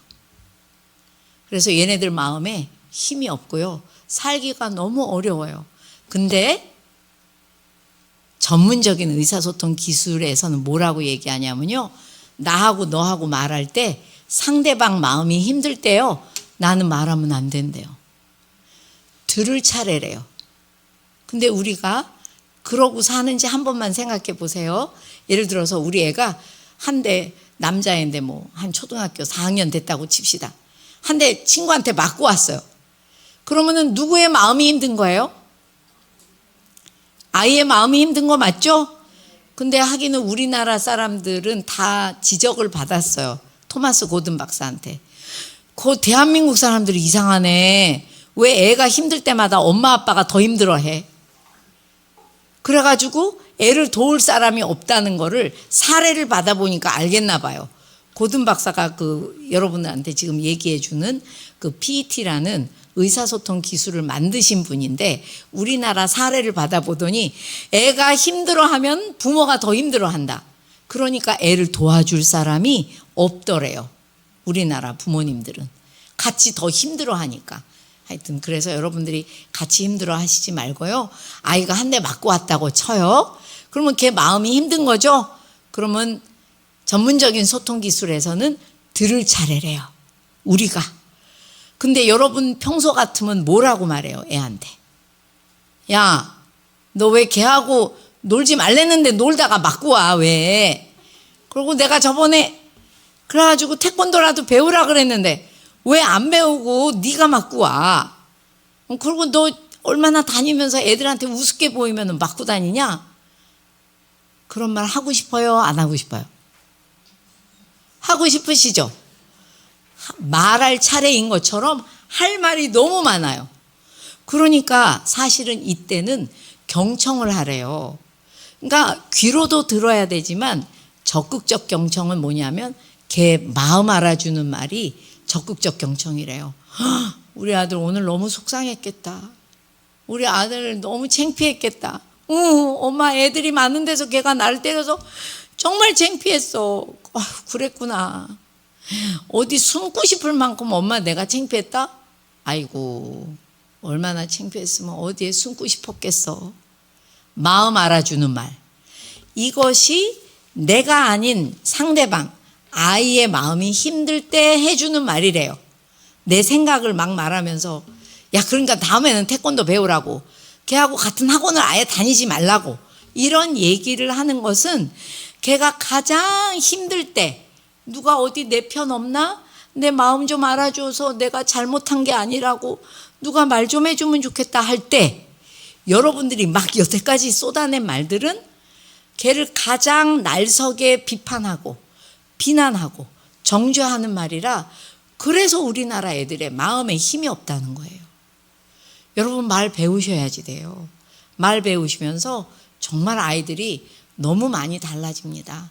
그래서 여러분 결론이 그거예요. 여러분들 인생에 여러분들 자녀가 굉장히 여러분들을 힘들게 할 때가 많이 있을 거예요. 그런데 알고 보면 내가 나를 힘들게 하는 게 많은 거예요. 나는요 하나님의 자녀를 잠시 맡았기 때문에 내가 하나님의 뜻대로만 살면 얘는 잘 자라게 돼 있어요. 근데 자꾸만 얘를 걱정을 하다 보니까 얘가 점점 마음이 무너지고, 그러면서 서로 부모는 자녀에게, 자녀는 부모에게 하나님의 선한 영향력을 주고받는 게 아니라 서로가 주어서는 안 되는 영향력을 주게 된 거죠. 그래서 여러분들 눈에 아이들을 염려하고 걱정하는 눈보다는 하나님이 예를 들어서 얘한테 조금 어려운 일을 주셔도 그 일 때문에 다시 일어서서 이 고난을 겪어보지 않은 사람은 절대 이겨낼 수 없는 그런 힘 있는 마음이 될 수 있도록 하는 것은 그 고난을 겪을 때 옆에 계신 여러분들이 예를 들면 아이고 그거 봐라 내가 그렇게 하지 말라고 그럴 때 그러더니 너 힘든 일이 생기잖아, 이런 말을 해 주실 건지, 아니면 어려운 일을 만났지만 하나님께서 너를 돌보실 거고 나는 널 위해서 기도할 거고 너를 인도하실 것에 대해서 확실히 믿자.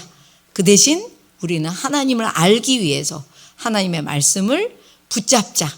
어떻게 말씀 묵상할까? 어떻게 성경 읽고 하나님의 말씀을 기억하며 살까? 그것에 대해서 생각하시고 이 입에서 나오는 말로 위로하시고 힘을 주려는 마음을, 그 마음을 알아주는 말을 하실 때 애들은 하나님이 보호하시고 인도하실 수밖에 없습니다. 오늘 제일 힘든 날, 제일 힘든 부모 교육 강의를 들으셔서 되게 힘드셨을 것 같아요. 그런데 정말 하나님은 내 아이에게 하나님을 알려줄 때, 부모들이 말씀을 알게 될 때 그 아이들을 날마다 시냇가에 심은 나무처럼 잘 되게 인도하세요. 저희 아이들을 하나님이 그렇게 길러주셨고 또 제 주위에서 그렇게 키우시는 것을 봅니다. 흔들리지 마시고 마음을 하나님 앞에서 굳게 잡으시고 힘있게 하나님을 가르쳐주고 전해주고 보여주는 부모님들로 살아내시기를 간절히 부탁드립니다. 네, 기도하고 마치겠습니다. 하나님, 부모들도 참 연약합니다. 그래서 자녀를 양육하는 모든 가정이 힘이 들 때가 많은 것을 고백합니다. 그러나 하나님, 우리들이 세상 사람들과 똑같이 힘들어하며 아이의 성공만을 바라며 아이의 일거수일투족에 일희일비하며 산다면 저희들은 반드시 영적인 전쟁에서 지고 말 것이고, 또 우리 아이들은 우리들 밑에서 자라며 많이 힘들어하고 길을 잃어버릴 수밖에 없을 것입니다. 하나님 자녀를 키우며 더욱 눈을 들어 하나님을 찾고 하나님을 만나고 하나님의 말씀을 통하여 하나님을 기억하는 그 놀라운 삶을 힘있게 살아낼 수 있도록 주여 도와주시옵소서. 그래서 영적인 전쟁에서 하나님을 놓치지 않는 우리 부모님들 되실 수 있도록 주여 도와주시옵소서. 그래서 여기에 계신 부모님들이 다음 세대를 세우는 부모 되게 하시고 교회와 민족을 세우는 부모 되실 수 있도록 주여 도와주시옵소서. 아버지 하나님, 이 아이들 정말 너무 오늘 힘들고 엄마와 아빠를 만날 텐데 오늘 엄마 아빠를 만났을 때 축복하는 부모님들의 입술과 심령이 될 수 있도록 주여 도와주시옵소서. 그렇게 하실 우리 하나님 감사드리며 이 모든 말씀 우리 주 예수님의 이름으로 감사하며 기도드립니다. 아멘. 수고하셨어요.